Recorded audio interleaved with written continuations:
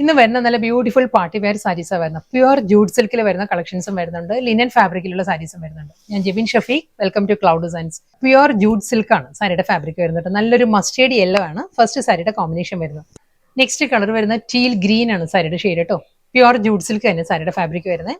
Next jute silk വരുന്നതും ഒരു wooden brown ആണ് സാരിയുടെ കോമ്പിനേഷൻ കേട്ടോ. ഫുൾ ഹാൻഡ് എംബ്രോയിഡറിയിൽ വരുന്ന സാരിയാണ് വരുന്നത് കേട്ടോ. ഇതിന്റെ ഫാബ്രിക് പറയുന്നത് കോട്ടൺ ആണ് സാരിയുടെ മെറ്റീരിയൽ വരുന്നത്.